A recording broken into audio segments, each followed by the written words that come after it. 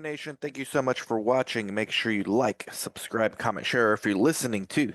Thank you so much. I have underneath this video or in the show notes, wherever you may be consuming this content. First of all, it doesn't matter where, I'm just thankful that you are. I have the link to my LinkedIn newsletter that I just published. I'll publish to this exact edition for whenever you're watching this in the future. The scenarios may change, but the overall strategy that these CROs are utilizing for however long they remain relevant, and we really have no evidence to point to them no longer ever being relevant. Like that's not, I'm not an alarmist. I think CROs are actually not going anywhere. I do think they are going to be very different entities going forward in the maybe even as soon as the next decade. But for that matter, I think sites to some extent too are going to be at least look different and possibly behave different. Although that's not really the case if you look at the CRO in 2025 compared to the CRO that I knew when I started in 2005, so 20 years. It's crazy, Guru Nation. I've now been in this industry full time 20 years. If you count my part-time stints during college and whatnot, and more than that, but let's say 20 full years. So 2 decades. Now I'm going on my third decade. So 2 decades in the books. The CRO from the past, 2005, because that's as far back as I can remember, does not look all that much different from the CRO of today. Now, I don't know if the same is gonna be true for 20 more years from now. I do think it's going to change a little. Maybe not the core functions, but I do think they become different businesses. What we have seen different between 2025 and 2005 is much larger CROs, so there's been a lot of consolidation. When I got in, you still had the big ones. You still had Quintiles, you still had Icon, you still had Par Excel, you still had PPD, but you had other ones too. You had like INC Research, which became Cineos, I believe, during a merger. You had Kendall, you had Covance, which now is Fortrea. So you definitely see like a lot more consolidation. And the reason for that, people are always frustrated. I go on LinkedIn, I'm looking at the news feeds. It seems like people are in our industry are constantly complaining, why is there no innovation in research? Every other industry is so quick to innovate and ours doesn't. And everyone, typically the easy thing to do is to point to the regulations and say, well, we don't actually want to innovate here. We don't want to break things and then fix them fast because human lives are at stake. And yes, this is definitely fundamentally true, but I think no one ever discusses the CROs, and they also have a lot to do with this. So there's a theory in there's like this game theory, okay? Everyone out there should study a little bit of game theory or maybe watch a video, a YouTube video on it. There's this simulation within game theory called the prisoner's dilemma. And what the prisoner's dilemma is it's essentially two prisoners unable to communicate must decide to cooperate by staying silent or defect by betraying the other. And the outcomes are if they both stay silent or they cooperate, that's one outcome. The other outcome is that one defects and doesn't stay silent. And then the other outcome is that they both defect. And in this game theory situation, the best outcome would be neither one say anything, right? As far as prisoners. Now, when it comes to a CRO, this means they cooperate. Like, hey, you're not going to, and the analogy actually is you're not going to innovate. And when you do, we need to be on the same page so like we can grow together. We're cooperating. We understand we could both like screw things up for each other. And so what we're gonna do is when we do innovate, we're gonna let each other know. Basically cooperate. And it may not be exactly that. these last 20 years. It's definitely deviated from that probably post Great Financial Crisis, which was 2008. So I want to say around 2010, you started seeing little bit of differentiations from the CROs, and then also mergers and acquisitions came through. So this analogy may not be perfect for the situations, but I think it does explain a lot because the first decade really there was not much differentiation between CROs. You didn't know, you didn't care who was who. It was just pricing, and everybody grew predictably.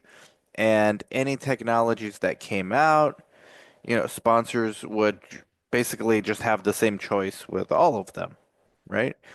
And there's also a danger in this prisoner's dilemma, like an extra layer of complexity to this particular situation of the CROs and the prisoner's dilemma, in the sense that as technology started evolving quicker in other industries, and now we're at the precipice of artificial intelligence, like sponsors now can make these technologies as well.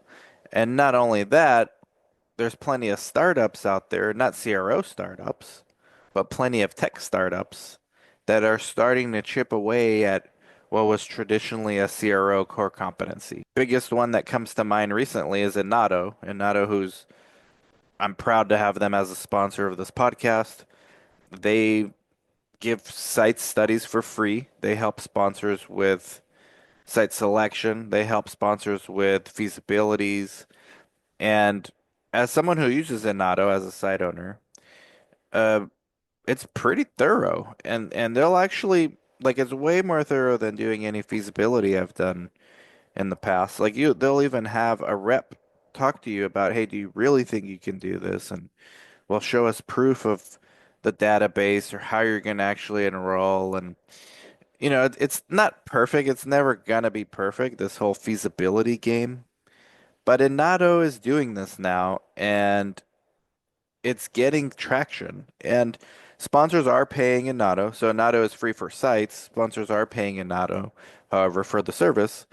And that's something that the CROs used to do. And it hasn't displaced CROs because CROs still do their feasibilities. Like they still dominate in that sector.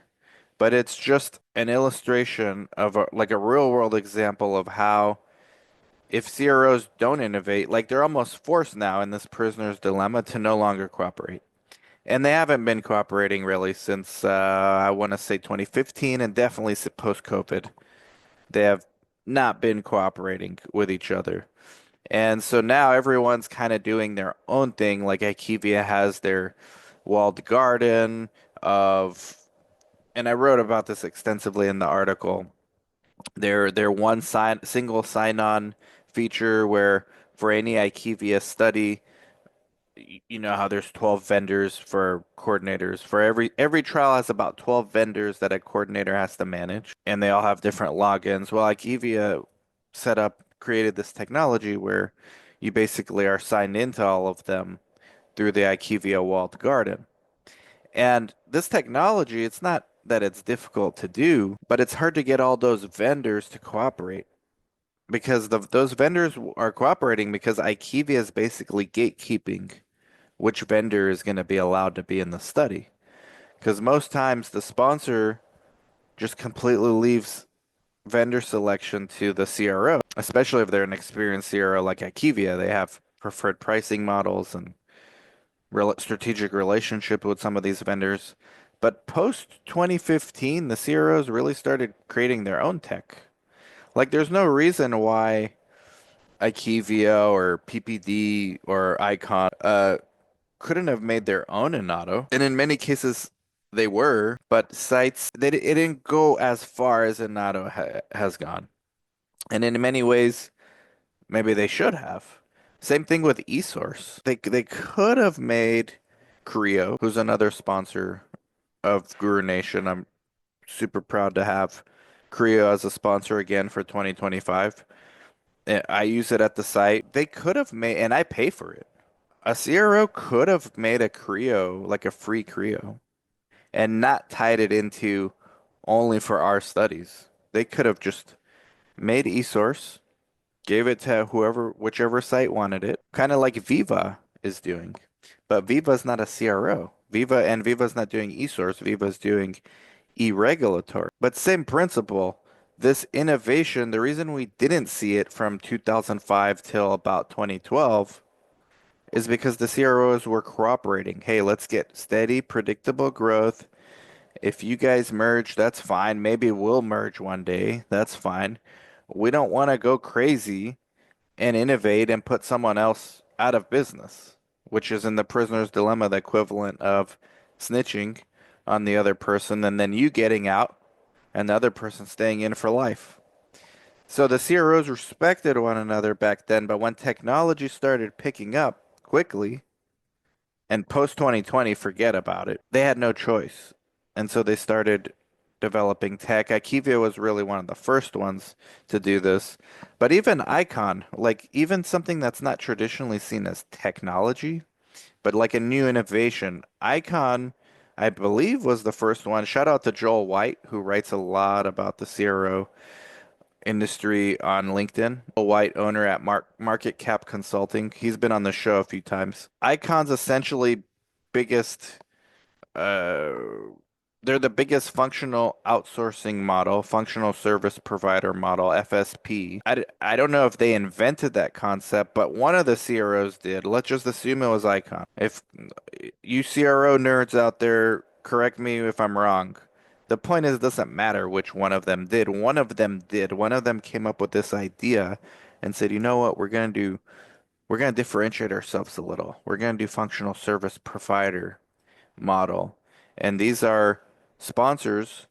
They we want to make them feel like our employees are actually their employees. So while they're under this FSP, our CRAs, our CTMs, our project managers, for just these sponsors that sign these FSP contracts with us, we're going to give them, their own emails. They're not going to be on other studies. Whereas everyone else that's not in a FSP model, the CRAs can go jump on different trials, right? They're not a dedicated team, even though they all say they're dedicated team.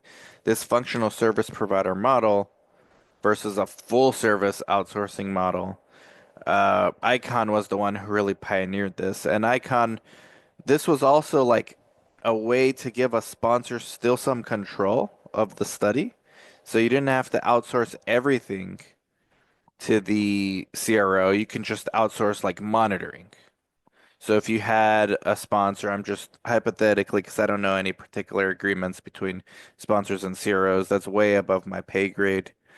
But let's say Eli Lilly wanted to hire Icon for a big study, like a portfolio of studies. But Eli Lilly wanted to do their own biostats, their own data management, their own medical monitoring. But they wanted CRAs, project management, and CTMs and all the vendors that come with that CRO, you can have that as an outsource FSP model. That was an innovation in a way. And there must have been one CRO doing that, and that kind of made, and it may have well been Icon. That gave them a competitive advantage. That gave them a differentiator. There was other situations where the CROs, I know some of them made their own EDCs, even though metadata was the global leader and still is. But there's CROs now that use their own. They have their own EDC systems. So that's an innovation. And now they're all innovating, so they're not really cooperating anymore because the industry's rapidly changing. But for those that like to complain, hey, there's no innovation in this space, or at least until very recently, a lot had to do with this prisoner's dilemma. So IQVIA, Covance, and all of them, and now they're all, they've been consolidated like Covance is Fortrea. So there's been, if you actually study the history of the CROs, and I didn't do a robust like deep dive into the history, but I did write about it a little in the article, so go check it out. But as you know, Icon acquired PRA Health Sciences. Before that, there were external pressures around after 2010, maybe, to where some CROs began to defect and started seeking these competitive advantages. IQVIA made a bunch of strategic moves. IQVIA's history from cooperation to defection with acquisitions like drugdev.org. So drugdev.org was what Inato was back in the day, except it wasn't as robust. Like Inato really goes 10 steps further than drug dev went. They're starting to request startup documents. They're actually having reps contact the sites and say, "Do you really want this study?" They're really vetting the sites. Drug dev did that too. I remember interviewing Melissa Easy on this podcast in 2012. They got acquired by Akivia like around 20 maybe, and they started acquiring intellectual property. And when ECOA, so ePros, patient-reported outcomes, outcome assessments electronically, that was the name of the game for a while too. And if you remember this thing called virtual trials back in pre-COVID, there was before decentralized trials, all the rage was about virtual trials. And this was an innovation too. And then as soon as one of them did it, all the other ones started doing it. But it was that important to be first because you could win this many more projects and it buys you another good quarter. Because remember, all these CROs were publicly traded, most of them still are. Being first mattered a lot, and it still matters a lot to these CROs. If it means you can secure like 20 more big projects, or even five more by saying you pioneered a new way to do trials, virtual trials, and someone like AstraZeneca takes you on, you're winning. And then the other ones look and say, okay, look what they did. How could we do it different? Then reality strikes and COVID happened. And everyone started looking, oh, let's do virtual, let's do a decentralized clinical trial. And now you have startups. MedVector is one that comes to mind. They're not a CRO, but they're one of the startups that are putting further pressure on innovations. Because from 2005 to 2015, you didn't really have startups that were putting pressure on the CROs. You had startups like Drug Dev. You had startups like Go Balto. If you remember Go Balto, they used to help with study startup, which is what Inato does today too. Go Balto got acquired by I don't know which CRO, one of the CROs, to expedite study startup. But there wasn't that much pressure from the startups. Today, in 2025, you can have a startup that work directly with sponsors, or you can have a startup that works with the CROs, but there's so many of them, you can just copy what they do. And there's in a way there's less value unless there's like the real value of a startup now is how many sites are using it. Do sites like it? That's the value of Creo. That's the value of Inato. That's the value of you name it. Do sites use it? And this is why conferences like Save Our Sites are so important because no matter who you are, a sponsor, CRO, tech vendor, if you want to get real feedback from sites, there's really no other place to go. Like, talk to the real sites out there. SaveOurSites.com. Shameless plug. You see what I did there. But this, I no one's ever talked about this, and I think it's a good analogy. I think IQVIA started doing a lot of the real world evidence based stuff, and they really got their strong hold on that. IQVIA started helping sponsors with their sales after a drug got approved. Other CROs, and then they merged, all the labs merged together too. So the labs were one of the first things to consolidate with lab services, right? Like when Akivia had their own laboratory service, when PPD had their own, those were big defections, but big wins for them. And then everyone else kind of followed suit. And what happens when everyone else follows suit? If you're first to something and it succeeds in the prisoner's dilemma, you get the benefits of it for maybe a couple of quarters, maybe a year if it's a really tough thing to replicate, but no more than that.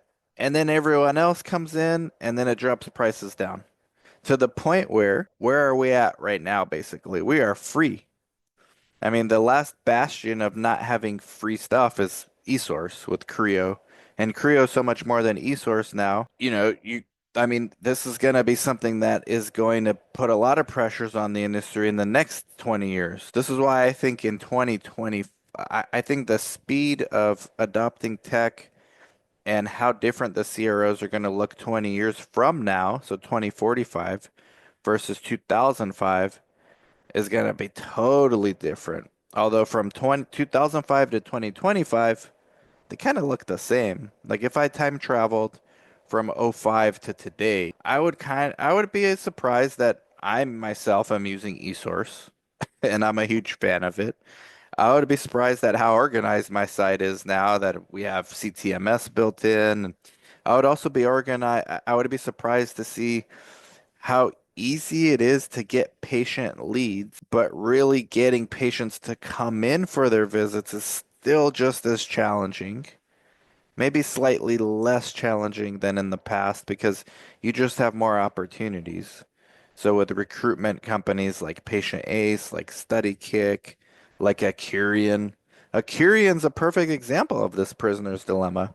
One of the CROs bought them. It was either Parexel, I think it was Parexel, that acquired them sometime around 2015. And that was their competitive advantage for like a couple quarters, right? And then they could charge whatever they wanted. I remember being on some of these RFPs with sponsors looking at patient recruitment firms and the prices these people were charging. I mean, it was like price gouging basically because they were the only one that was able to deliver for a couple of quarters. And then you had other groups come like Study Kick, Subject Well, and now the more modern ones, One in Health, and my own. I have a startup, a scrappy startup, Patient Ace. What did that do? That drove costs down to almost nothing. Like Patient Ace, it's no frills. You get leads, you pay a monthly fee,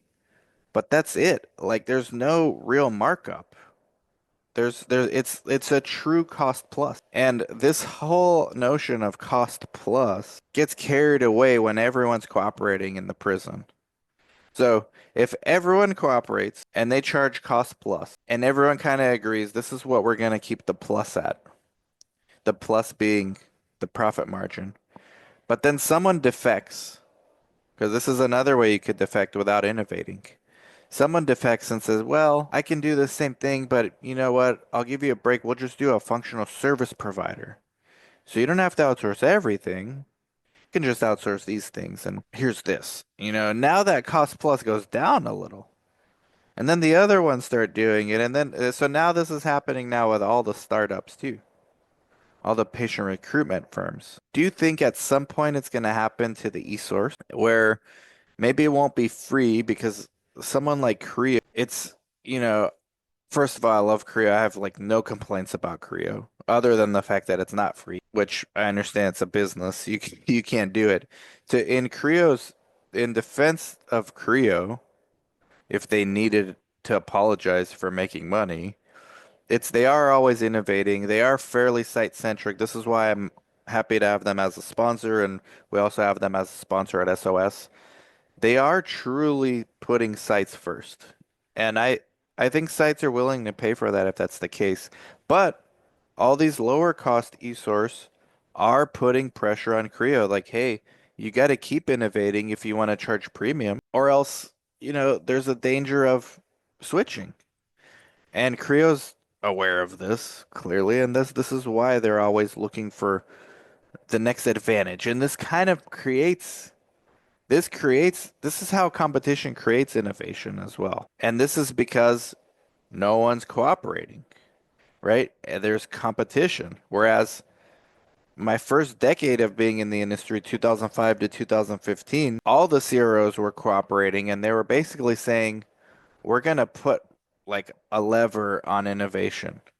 Anyone that wants to do this, we got to all be in agreement and kind of move at the same time. And then it only took a couple of defections and a couple of quick wins in the first couple of quarters to get the others to do it. And it just blew the gasket off. And it's been downhill ever since. And it's a race to the bottom. And now the CROs are looking, of course, for ways to use AI. So IQVIA has AI initiatives. AvaCare is one. Accelerate is another platform they have. Icon and Parexel are leveraging AI. I mean, they're all leveraging AI. AI is essentially going to be a race to the bottom as well. And then when you get into agentic AI, it's not just a race to the bottom, but it shifts the paradigm of do we even need to hire? Like the short answer is yes. The long answer will require like a 2-hour podcast. So there's new market dynamics. Site networks are going to change the way CROs behave 10, 15, 20 years from now. Matter of fact, CROs are already buying site network. It's going to be a completely different game. Right now, we're seeing consolidation amongst sites. We're going to see consolidation amongst tech vendors. We've already seen the consolidation amongst the CROs. I don't see that getting consolidated any further. With all this consolidation, there's going to come more reasons to innovate from outsiders. So I think the tech vendors are going to be super important, and I think they are the majority of R&D spending actually goes to vendors that are not sites or CROs. And I think that's going to be an ongoing dilemma. CROs are going to have to find a way to balance between further innovating and maybe collaborating again. Maybe we'll see another decade after 2040 of like cooperation and hey, AI got crazy, let's not innovate anymore. The next 10, 20 years, the genie's out the bottle. Tons of innovation. The pressures are coming from like the market pressures are coming from all angles. I want to know what your thoughts are on this. At the end of the day, these are just my thoughts, my opinions. It's where I think I see the industry is going, and it's why I'm sharing this with you. And I haven't seen anyone discuss this really. Either they're afraid or they're afraid of being wrong, which I'm not afraid of either of those two things. If I'm wrong, I'm wrong. But something tells me this is somewhat accurate as to what we have seen in the past 20 years. And I think the next 20 years are going to be very different based on market forces and the good old-fashioned prisoner's dilemma. Guru Nation, let me know what you think. Make sure you like, subscribe, comment, share. Catch you later. Bye bye.